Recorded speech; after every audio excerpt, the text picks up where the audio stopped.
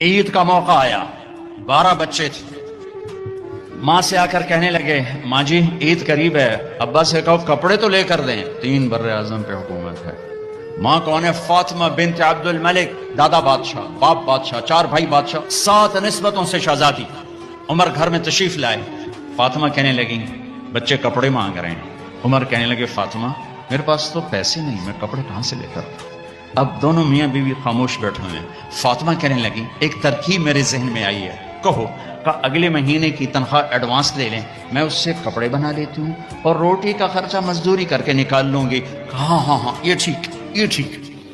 باہر نکلے مزاحم بھائی وزیر خزانہ کا، جی بھائی ہمیں اگلے مہینے کی تنخواہ ایڈوانس دے دیں، ہم نے بچوں کے کپڑے بنانے ہیں۔ انہوں نے کہا امیر المومنین ابھی دیتا ہوں، بس آپ لکھ کے دے دیں کہ آپ 1 مہینہ زندہ رہیں گے پھر میں دے دوں گا۔ اب مجھے لکھ کے دے دیں کہ آپ 1 مہینہ زندہ رہیں گے پھر میں آپ کو تنخواہ دے دوں گا۔ چپ ہو گئے، ایک لفظ نہیں بولا۔ اللہ تیرا بھلا کرے۔ گھر آ کر فرمایا فاطمہ بچوں سے کہہ دو کہ تمہارا باپ کپڑے لے کے نہیں دے سکتا۔ خاندان عید کی نماز کے بعد ملنے آ رہا ہے شاہی کر و فر میں، اور بچے بھی ملنے آ رہے ہیں سادہ لباس میں۔ تو عمر کہنے لگے بچوں آج تمہیں افسوس تو ہوگا کہ ہمارا باپ کپڑے بھی لے کے نہ دے سکا۔ ان کے ایک بیٹے تھے عبد الملک، یہ باپ سے بھی 2 قدم آگے تھے، کہنے لگے ابا جان آج ہمارا سر بلند ہے کہ ہمارے باپ نے خیانت نہیں کی، خیانت نہیں کی۔